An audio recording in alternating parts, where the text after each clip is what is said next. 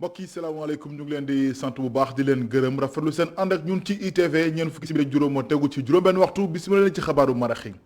li ci gën a fës ndar géej danoo mar boo xam ne nag ñett fan a ngi robinet yi xelliwul ba tax kon waxtu wi ci jafe-jafe yu yaatu kon la ni daal jànkonteel ginnaaw tàngoor wi ëpp askan wi kon ay jafe-jafe yu tar la ñuy daj waxtu wi la bëgg rek mooy ab saafara ginnaaw ñu toog ñett fan yoo xam ne robinet yi xelliwul dañ ci ànd ak ki leeral su ndaw ca bët gànnaaru Sénégal di Mamadou Alioune Niang ci ndorteelu xabaar yi. l'opposition bu Tivaouane Peulh jàpp ñàgg danoo man tamit amali janook taskatu xabaar yi li ko sooke nag mooy nee nañ kon yore ñu dëkk ba dara baaxu ci daanaka kon tableau wërëndam course dañ ko daal di peinture loolu lépp nag tax ba ñuy sàkku ginnaaw nag ne ni ñu yoree bokk moom bi dara baaxu ci mu jëm nag ci suuf si nga xam ne kon nee nañ koy pasar dañu bëgg mu dakk ñu ngi sax sàkku ci état bu Sénégal mu ni ci càmbar gu yaatu ngir ñu xam dëgg fan la daal di taxawee lu jëm ci yoroonu suuf ki ci dëkk ba ci gox be gox-goxaan bi.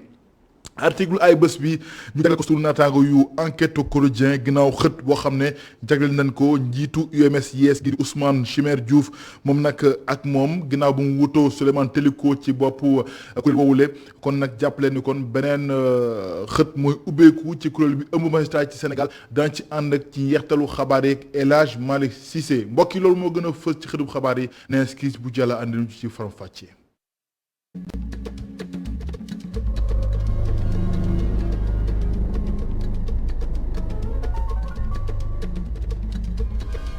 mbokk yi salaamaaleykum ñu leen di sant bu baax di leen gërëm rafetlu seen ànd ak ñun ci ITV xabaaru marax yi kon des ko door ak benn waay boo xam ne natt nañu atam war na toll ci lu ëpp wala ko jege juróom fukki at ni ki tey kon la daa di daanu génn àdduna ca fële ca xalifa ci buntu kër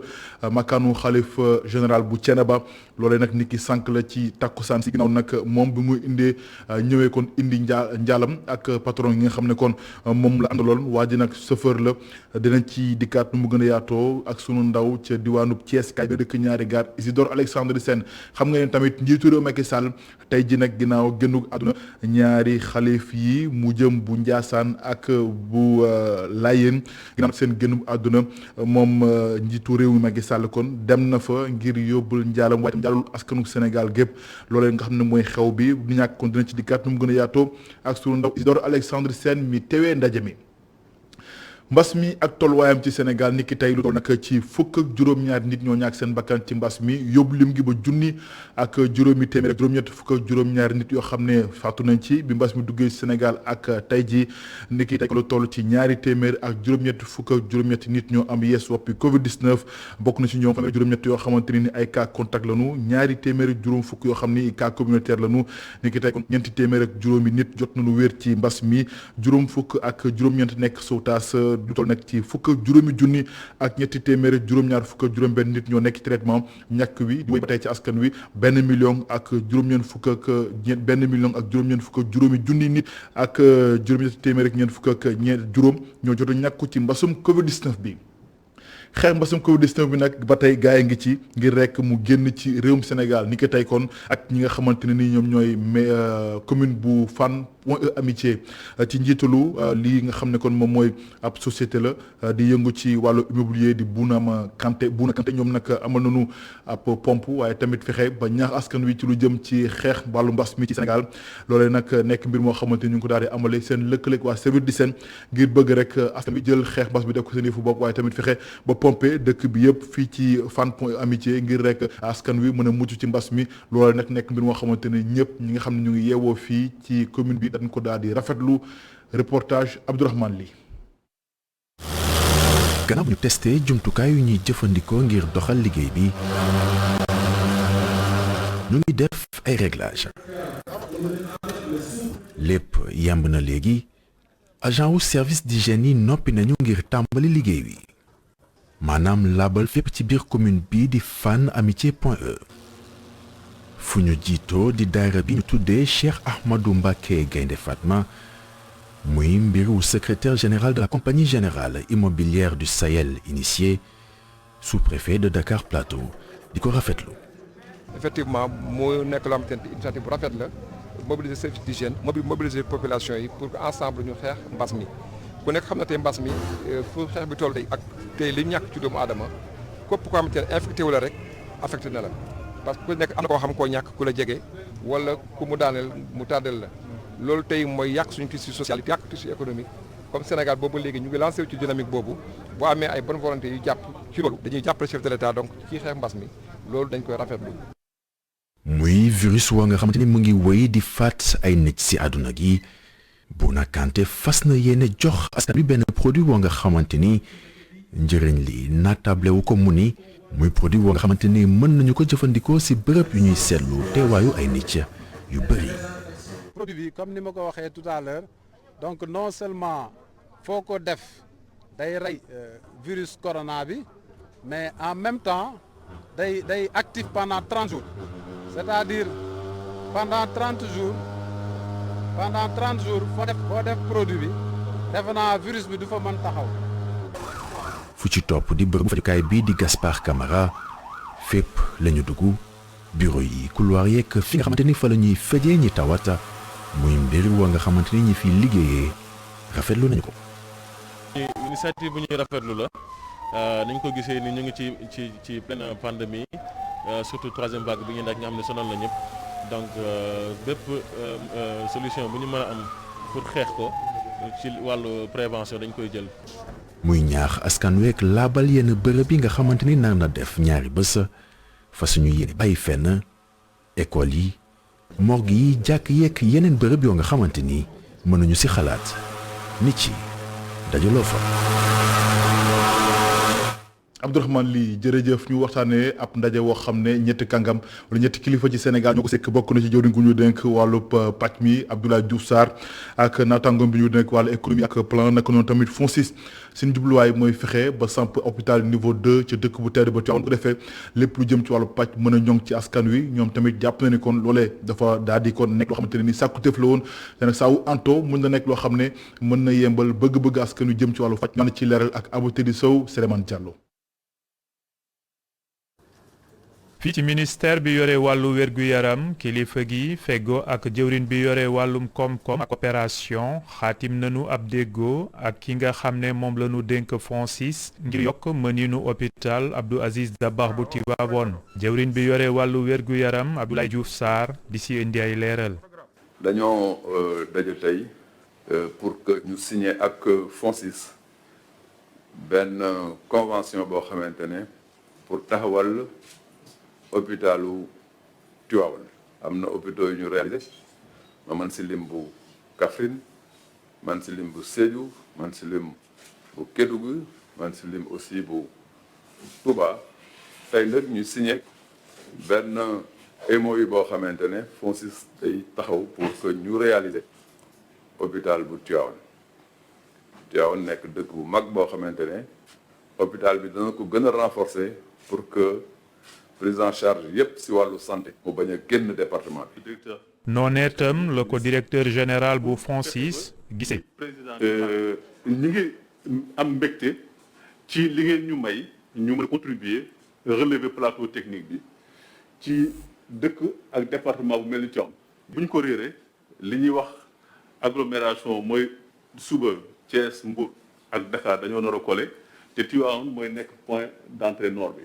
donc stratégiquement important d'avoir une infrastructure médicale bu dëgër foofu ak UFR Santé Thiès bi nekk à côté.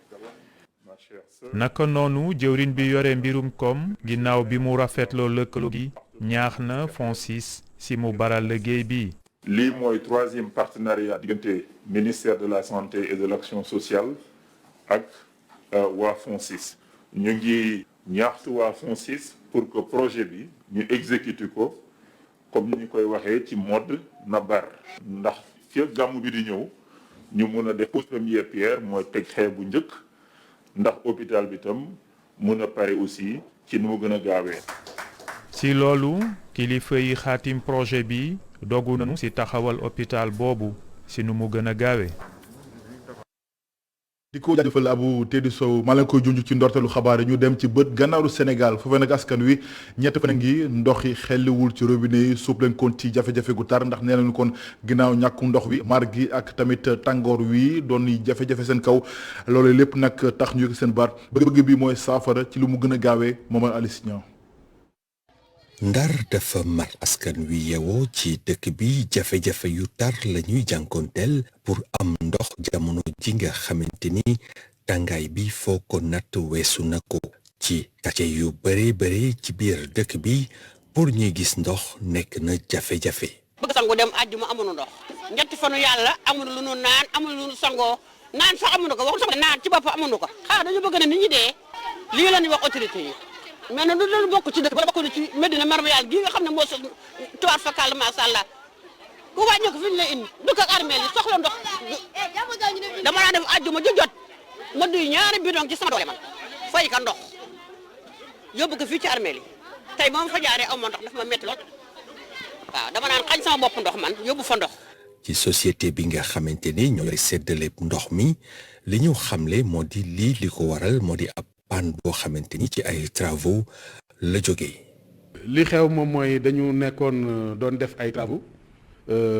pour remplacer benn tuyau boo xam ne ni usine de Xor la daan jógee pour alimenter château d'eau Sor bi tuyau boobu dafa daan toj lu bari ñu remplacer ko pour mën a am fonctionnement normal continu. maintenant ci travaux yi bi ñu doon def mercredi bi passé bi ñu paree ba remettre en service dafa am beneen gàllankoor bu ñu amaat ci liggéey boo xam ne nii ñun programmé ko moom mooy benn appareil de régulation boo xam ne nii moo doon réguler ndox bi moom amoon ay jafe-jafe ci journée bi mënuñu woon tëb noonu arrêté ko parce que déjà am na ndox bu doon dem pour soulager ñenn ñi moo tax ñu toogoon xaar ba guddi gi nii ñu doog a intervenir ci appareil bi entre 22h ba 6h du matin. askan wi di am yaakaar ni tey jii ci ngoon robinet yi danañu xelliwaat. jërëjëf Mamadou Aly Signan ñu yokk jéego itam ginnaaw foofee ca Ndar dem ci Tivaouane Peulh maa la koy junj sànq ñoom nag ñi nga xam ne kon seen gët ñu ngi ko teg ci boppu moomeel bi dañoo amal jënoog taskatu xabaar yi ne nag dëkk ba nañ ko yoree dara baaxu ci rawatina nag lu jëm ci wàllu suuf ci ndax nag koy pasar di ko yàqati loolu lépp nag doon ab loo xam ne kon dafa fëgg seen dënn ba nu daal di mer bëgg rek ab saafara am ci ginnaaw leen loo xam ne ñu koy sàkku tey ci kilifa yi mooy ñu daal di kon càmbar suuf si nga xam ne kon askanu Tivaouane Peulh ñoo ko moomee loolee mooy seen sàkkuteef ginnaaw seen janook taskatu xabaar yi Babacar Seck reportage. ci kàddu ki nekkoon secrétaire municipal bu mairie bu Tivaouane Peulh samp ndëndam ci joŋante locales yi di ñëw dara doxul ci commune bi mu mel ni yenn commission ak ay services amu fa. li fi amul li si njëkk mooy le plan de développement communal. mënoo nekk maire te amoo un programme sur 5 ans amu fi te mosu ko xalaat amul service technique bi nga xam ne moom war a taxaw sécurité bi nettoiement bi cadre de vie bi amul régie des recettes commune bi amul commission municipale yiy fonctionner donc loolu yëpp amu fi c'est-à-dire bu ñu koy wax sax dafay xaw a jaaxal nit ñi naka la commune ci biir Dakar au 21e siècle ñàkk lii yëpp jumtukaay yi nga xam ne waruloon mën a ñàkk moom mu ñàkkaloo ko moo tax ñu ne ko bilan zéro. mu mel ni benn commission rek moo fay dox bi yor wàllu suuf si ki fa nekkoon secrétaire municipal diiru ñetti at di ñaawlu nit ñi caxat-caxatee suuf si mu ngi laaj ñu def ci ab audit. commission domaine bi rek mooy fonctionner loolu nag mooy commission suuf bi te commission boobu mal dafa mel ni sax moom mooy yor commission bi moo si def lu ko neex amuñ table de concertation. 2014 ba 2021 xamuñ ñaata lotissement lañ fi réalisé xamuñ équipement yi fuñ dugg. et li si gën a grave mooy que ne nit ñi boo defee micro trottoir dinañ la ko firndeel mooy que ne lotissement bu amee mais moom mooy négocier directement avec les promoteurs jël li nga xam ne moom moo ko jëlal boppam mu koy jëfee ni ko neexee ma jox la rek benn exemple benn misaal il y a seulement 2 ans ba mu amee jafe-jafe pour faire passer son budget mais conseil bu nekk daf la jox terrain loolu yëpp dund nañ ko fii. ngir mën a sóobu bu baax ci élection locale yi di ñëw ci Tivaouane Peulh Ousmane Deme ci coobare boppam tekki na nombre tànk bi mu amoon ci mairie bu Diamniadio bi nga xam ni nekkoon na fa secrétaire municipal lu tolloog daanaka 2 at. Babacar Seck jërëjëf ñu waxtaanee nag gendarmerie bu Sénégal di def ay jéego yu yaatu ngir rek bëgg def jëf ju ñaaw jeeg ñi nga xam ne kon ñu ngi def seen ñaawteef ci réewum Sénégal rawatina wàllu faux billets yi ñu deex tàkk ci Sénégal ñoom nag lu toll ci juróom-benn téeméer ak juróom-ñeent fukk ak juróomi million ci sunu xaalis kon la ñu daal di teg yoxo te loolu lépp ay kayit maanaam ay faux billets ay koppar gu baaxul ñu ngi ko tegee nag yoxo fii ci Ndakaaru ak ci banlieue bu Ndakaaru ginnaaw tamit am na lu toll ci fukk ak ñaar nit yoo xam ne jot nañ leen teg loxo ñoom gendarmerie bu Sénégal di nag ak i jumtukaay yoo xam ne ñoom la def ko lu ñaaw te fi doon jëfandikoo ngir rek defal seen vieux ay billets yoo xam ne kon tegul ci yoon. ginnaaw gi nag ñoom nee nañ kon liggéey bi nga xam ne kon sumb nañ ko ngir kaar askan wi ak tamit fexe rek ba lépp loo xam ne moo jëm ci wàllub koom-koom bi daal di ñoŋ ci askan Sénégal gépp dañ ko fas yéene wéyu ci Sénégal. leneen ci wàllu xabaar ak toll nag ci juróom-ñaari téeméeri milliards sunu koppar loole nag mooy li nga xam ne kon moom mooy tukkee ci lépp lu jëm ci wàllu cigarette si te nag du tegu ci yoon maanaam ay cigarette la yoo xamante ne nii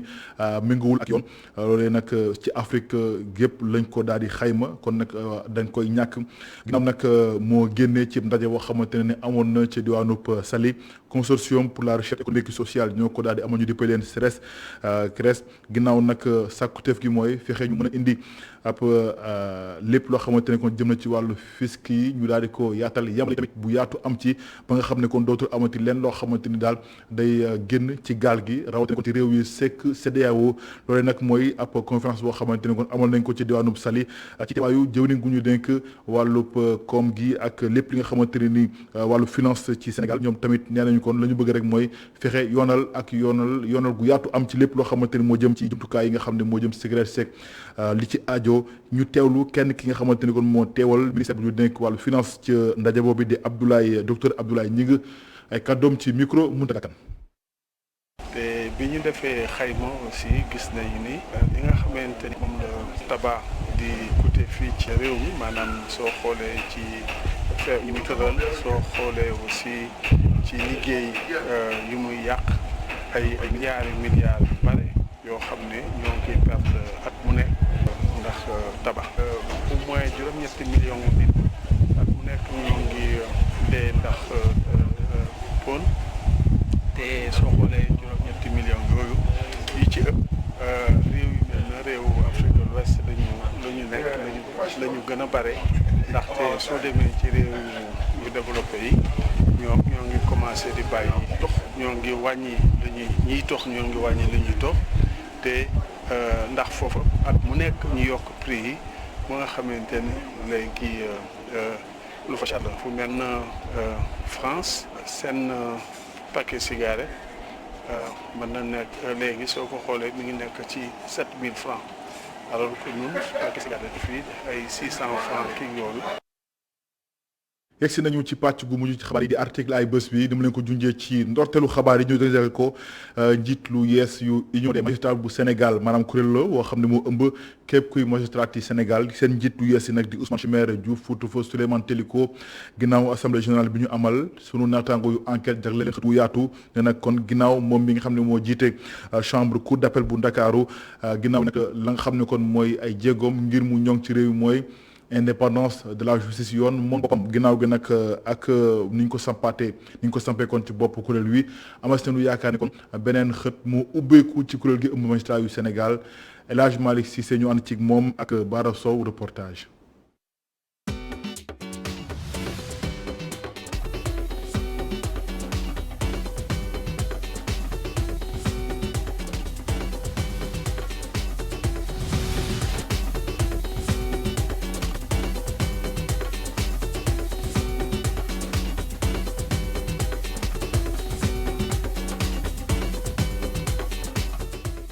Souleymane Teliko dem Ousmane Chimère Diouf ñëw ci boppu union des magistrats sénégalais mu nekk xar kanam bu bees ci UMS justice bu dëgër am solo noonu la ko yéenekaay bii di enquête fësale ci xëtam bu mën nañ ne ère bu bees la parce que ñëpp sénégalais yëpp gisoon nañ 4 ans yi weesu ni nga xamante ni UMS bi nga xam ne Souleymane Teliko moo ko jiite woon ni mu doon doxale mu bëri woon mbir yu trop bëri woon ay conflit ak entre magistrats d'une part et tutelle bi nga xam ne mooy ministère de la justice te Malick Sall dirigé ko mu bëri woon ay conflit ay jaamaarloo yu bëri ba ñu arrivé sax benn moment jël ki nga xam ne mooy président UMS traduire ko devant le conseil de discipline du conseil supérieur de la Cour suprême ñu yóbbu ko fa benn instant donc mun na kon loo xamante ni bëriwul luñ koy gis ci fonctionnement justice bi loolu nekkoon loo xamante ni vraiment marqué na Sénégalais yi et ci contexte boobu ci la kii di Ousmane Chimère Diouf ñëwee et bi mu ñëwee li mu njëkk wax mooy que ne il faut que ñu renforcer communauté bi entre les magistrats et wax na aussi ci biir discours am que fi ñu toll nii dafa war a am départ bu bees et départ bu bees bu wax benn rupture par rapport ak li nga xamante ni moo fi jotoon jaar.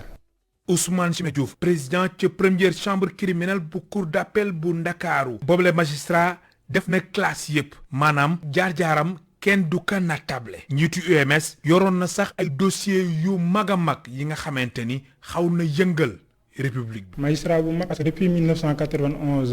la dugg fii di école nationale de l'administration et de la magistrature noonu la tuddoon à l'époque donc depuis lors ay années yu bëri la ci expérience mu xam ay dossiers yu rëy yoo xamante ni géré na ko ñu mën ci tudd rek dossier Adja Ndiong dossier Gàddaay ak yeneen dossiers yu bëri yoo xamante ni kii di Chimère dirigé woon na ko et à chaque fois aussi xarañam yaakaar naa magistrat yu bëri en tout cas méngoo nañ ci pour chanter ko mu nekk koo xamante ni mook Malick Lamotte bi nga xamante ni moo yoroon dossier Khalifa Sall en première instance ñoo bokk benn promotion donc effectivement promotion bu rëy la mu nekk magistrat boo xamante ni tamit def na classe magistrat yëpp def na li juge d'instruction nekk na procureur de la République nekk na aussi magistrat du siège donc kooku dafa nekk la koo xamante ni yaakaar naa amu si benn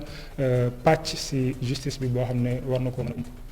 a ay chantier yu am solo te takku di xaar njiitu UMS bokk na ci ay coppite jëm ci conseil supérieur de la magistrature naka noonu ñu moderniser yoonu Sénégal réforme jëm ci organisation judiciaire ak lu ñuy wax indépendance de la justice nekk lu soxal magistrat yi. indépendance yaakaar naa chantier yi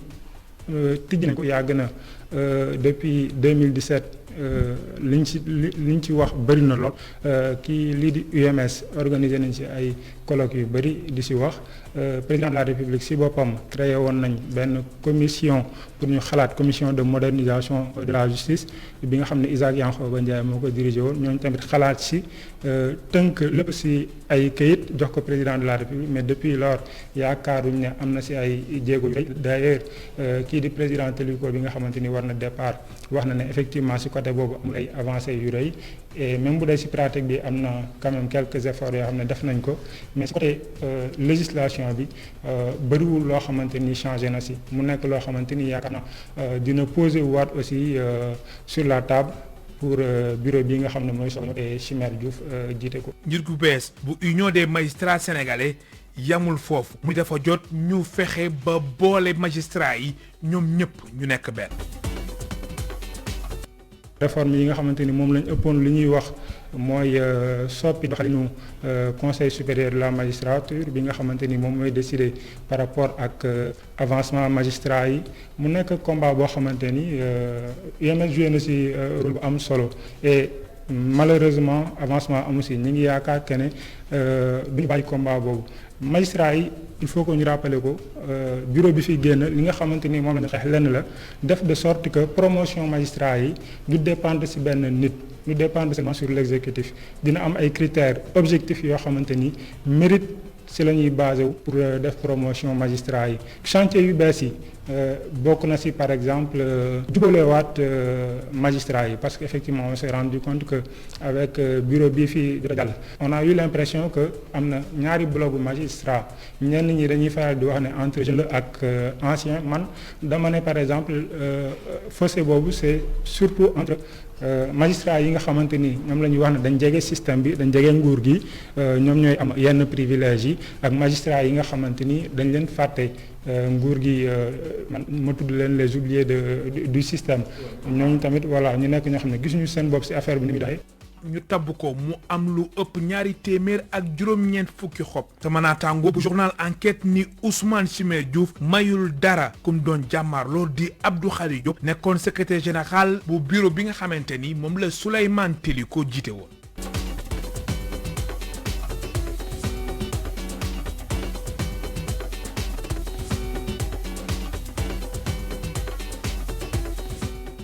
di ko gërëm bu baax El Hadj Malick Cissé di leen gërëm mbokk yi loolee kon moo laf laajtu xabaaru maraxe gërëm ñëpp di ci jàpp lépp yem rédaction bi jox leen dig daje 19h45 ci xabaar yi ci yaatal ci kàllaama tubaab ak Aw Diop Sène feeg boobu ngeen woy di ñu topp ci ITV ndax bëri ngi ci jërë ngeen jëf